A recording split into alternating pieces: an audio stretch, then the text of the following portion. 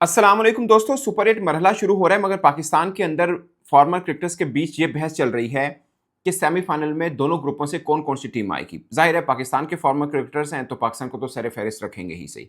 उनमें से कोई कह रहा है दिमाग ये कह रहा है, कोई कह रहा है दिल ये कह रहा है, सो इस तरह। बट सबसे इंपॉर्टेंट बात ये हुई कि पाकिस्तान के former fast bowler Mohammad Amir ने इंडिया को सेमीफाइनल की रेस से बाहर रखा हुआ है ना? अचंभे की बात। उन्होंने कहा कि वेस्ट इंडीज़ और साउथ अफ्रीका दोनों बड़ी तगड़ी टीम हैं। वो इंडिया को रोक सकती हैं सेमीफाइनल के रास्ते पे। अब आप लोगों के लिए बड़ी हैरानी की बात होगी, बट मैं आपको बताऊँ मेरे लिए कुछ ख़ास ज़्यादा हैरानी की बात नहीं है। अमूमन मोहम्मद आमिर की क्रिकेट के ऊपर बातचीत ठीक रहती है। एक तो उन्होंने अभिषेक शर्मा को टुल्लेबाज़ कहा, उसके ऊपर काफ़ी चर्चा हुई। मगर मुझे याद है चैंपियंस ट्रॉफ़ी के बीच में भी मोहम्मद आमिर ने एक प्रेडिक्शन की थी। उन्होंने उस वक़्त पता क्या कहा था? उन्होंने कहा था कि न्यूज़ीलैंड और पाकिस्तान ये सेमीफ़ाइनल जाएँगे, भारत नहीं जाएगा। पाकिस्तान, न्यूज़ीलैंड, भारत और बांग्लादेश ये मतलब ग्रुप के अंदर थे।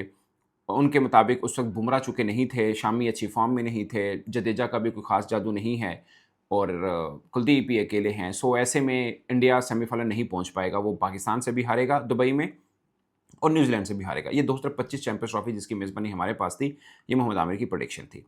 मगर भारत बगैर कोई मैच हारे पूरा चैंपियंस ट्रॉफ़ी जीता था। सो ज़ाहिर है कोई पंडित तो होता नहीं ना जिन्हों कहते हैं हथ वेख के दास जान, कोई ऐसा कोई चक्कर नहीं है। एक क्रिकेटर है उसकी अपनी एक राय होती है वो दे देते हैं। बट मैं वैसे बता रहा हूँ कि मोहम्मद आमिर ने ऐसी ही प्रेडिक्शन कुछ माह पहले 2025 में चैंपियंस ट्रॉफ़ी को लेकर भी की थी। उस वक़्त भी मोहम्मद आमिर के ख़्याल में वो सेमीफ़ाइनल भी भारत ने नहीं खेलना था, मगर वो फाइनल जीते हैं, बगैर कोई मैच हारे चैंपियंस ट्रॉफ़ी ले गए थे। वो बहुत बड़ा क्रेडिट था, ऑफ़ कोर्स मुझे भी लगता था, ईमानदारी की बात है। तब 25 में मुझे भी लगता था क्योंकि मेरा मेरा भी ये मानना है कि जब बुमराह नहीं होते तो भारत की आधी बॉलिंग लाइनअप गिरी होती है।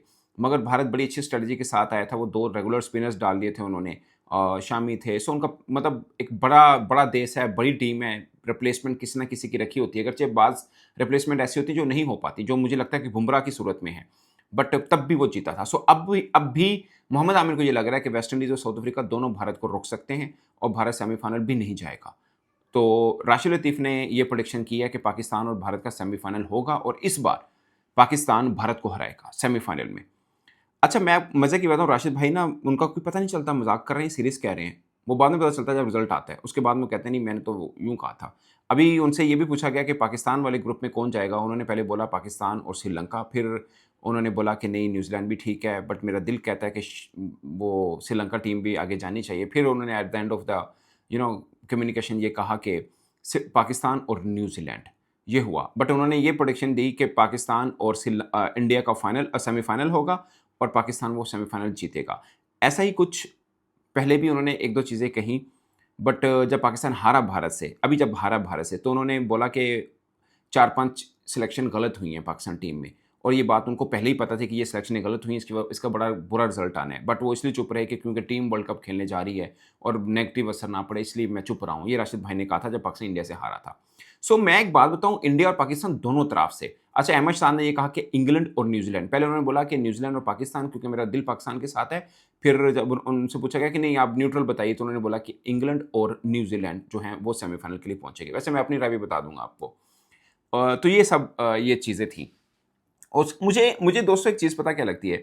मुझे लगता है दोनों तरफ के ना थोड़ी-सी डंडी बज जाती है। जो मतलब आप सही अपने जो मन में आता है ना ये निकाल के, जब आप एज़ एन एक्सपर्ट बैठे हैं तो आपको क्रिकेट के ऊपर बात करनी है। ये देश सबको प्यारा है। भारत में भारत को प्यारा होगा, हमें अपना पाकिस्तान प्यारा है। बट जब आप क्रिकेट पे बात कर रहे हैं ना, फिर आप क्रिकेट की बात करें।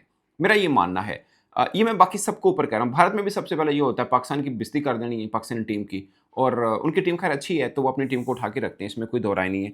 मगर बाज़ ऐसे मुद्दों के ऊपर भी, जब भी पाकिस्तान ने अभी नबीबे के साथ खेलना था, तो उनको था कि नहीं नबीबिया हरा सकता है। बल्कि मैं कहीं देख रहा था वो कह रहे थे कि पाकिस्तान हराएगा तो ये अपसेट होगा। जिस तरह का मज़ाक वो चेज़ेबाज़ी करते हैं। But it's really unfair towards cricket fans, जो उनके अपने लोग उनको फ़ॉलो कर रहे होते हैं, उनको देख रहे होते हैं, उनके साथ ज़्यादती है। मिसाल के तौर पे मैं पाकिस्तान में हूँ, मेरी ख़्वाहिश होगी पाकिस्तान भारत को हराए, बट मेरा मानना है 70-30 का मुकाबला है। भले सेमीफ़ाइनल में दोबारा आ जाए, तब भी भारत फ़ेवरेट होगा और ठीक-ठाक फ़ेवरेट होगा। अब तो वो ऐसा करते हैं ना, अभी मोहम्मद आमिर के ही अल्फ़ाज़ हैं कि भारत पाकिस्तान को हराने के बाद वो सेलिब्रेट भी नहीं करता कि किन्हों हराया, वो कहते हैं कोई गल नहीं, हराता बस ठीक है, फेयर इनफ। मतलब उसको सेलिब्रेशन की तरफ भी नहीं लेके जाता भारत। ये मतलब अभी मोहम्मद आमिर ने अल्फ़ाज़ कहे हैं, बट अब उनको लगता है कि सेमीफ़ाइनल में भारत नहीं पहुँचेगा, साउथ अफ्रीका और वेस्ट इंडीज़ उनको तोड़ देंगे और भारत वर्ल्ड कप से बाहर होगा। ऐसा है उनका मानना, बट मेरा मानना कुछ और है। मेरा मानना ये है कि भारत इस वर्ल्ड कप में 2024 की निस्बत ज़्यादा तगड़ा है। अब आप हैरान होंगे कि यार उसमें तो विराट कोहली भी थे, रोहित शर्मा भी थे और सब चीज़ें हैं। मुझे लगता है उस वक़्त बाकी टीमें थोड़ी बेहतर थी। इस बार बाकी टीमें ही मतलब थोड़ी फीकी हैं। तो थोड़ी फीकी मीन ऑस्ट्रेलिया निकल गया। अफ़गानिस्तान स्पिन अटैक पे थोड़ा-सा करता है, खैर इंडिया के अंदर स्पिन का कुछ ख़ास इतना रोल है नहीं, तो वो भी चला गया है। बाकी अफ़्रीका है, अभी अफ़्रीका को उन्होंने सीरीज़ हराई है, न्यूज़ीलैंड को उन्होंने सीरीज़ हराई है। सो अब ऑन द डे मैं आपको जेन्युइन एज़ अ जर्नलिस्ट मैं अपनी राय दे देता हूँ। ये वर्ल्ड कप में अगर कोई बहुत फ़ेवरेट है ना तो भारत है। मेरी अपनी राय है, हो सकता है क्रिकेट है, सेमीफ़ाइनल से आउट हो जाए वो अलग बात है। मगर बहुत बड़ा फ्लूक होगा किसी का अगर वो भारत को हराएगा, किसी भी तरह से। एक आधा मैच शायद कोई टीम डाल दे और मुझे वेस्ट इंडीज़ के ऊपर ज़्यादा शक है कि वो भारत को पकड़ सकती है। अगर कोई टीम ये विनिंग स्ट्रीक इंडिया की तोड़ सकती है, मेरे ख़्याल में वो वेस्ट इंडीज़ है या वेस्ट इंडीज़ इंडिया वाला मैच बिल्कुल वन साइडेड होगा, ईदर वे। मतलब या तो बहुत बुरे तरह से वेस्ट इंडीज़ हारेगा या पता चलेगा इंडिया को कि कोई टीम टकरी सन हो। ये मैं आपको बता रहा हूँ। मुझे लगता है वेस्ट इंडीज़ में वो गुण हैं कि वो इंडिया को पकड़ सकता है।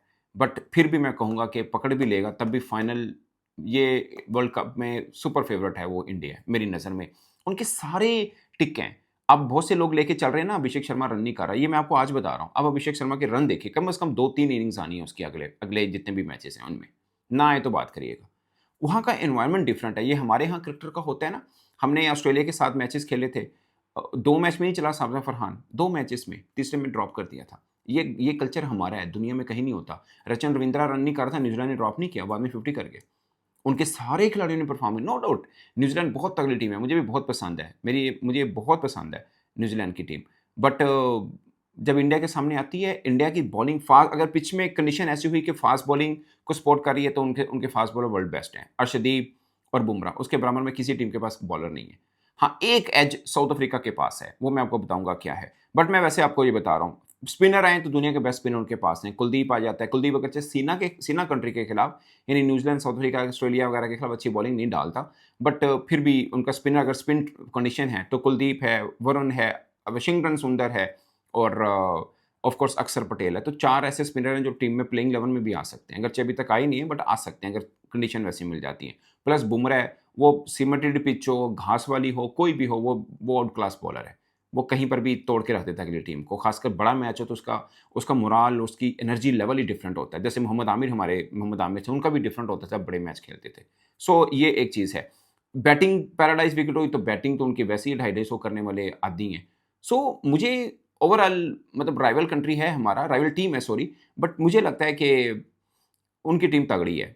बाकी सब टीमों की निस्बत डिफरेंस है ठीक-ठाक। हाँ, कोई टीम आप कह सकते हैं मैच में मज़ा करा दे, वो अलग बात है। बट कोई पकड़ सके, किसी में फ़ेवरेट वाला टैग लेके आने वाला, मुझे नहीं लगता किसी और टीम में ये दम है। बाकी टी20 क्रिकेट है, कोई भी टीम किसी को भी ऑन द डे हरा सकती है। एक अच्छा पैच मिल जाए अच्छी जैसे माइकल जॉनसन है, वो 1-2 मैच उन्होंने डाले थे इंडिया को, वो माइकल जॉनसन ही जैसे इनिंग खेल गया था, वो हो गया। तो एक चीज़ जो प्लस है साउथ अफ्रीका में, वो है कि उनके ऑलराउंडर्स थोड़े-से बेहतर हैं, उनकी बैटिंग में डेप्थ थोड़ी अच्छी है, जैसे इंडिया की भी है। बट उनकी भी अच्छी है। उनका मार्को जॉनसन पूरा बॉलर है, पूरा का पूरा और पूरा एक तरह से स्लॉगर भी है। मतलब मैं बैट्समैन नहीं कहूँगा, स्लॉगर है। वैसे तो वर्ल्ड बेस्ट टी20 फास्ट बॉलिंग ऑलराउंडर मेरा मानना है 2-3 अच्छे हैं। एक सैम करन अच्छा है, एक पांड्या अच्छा है।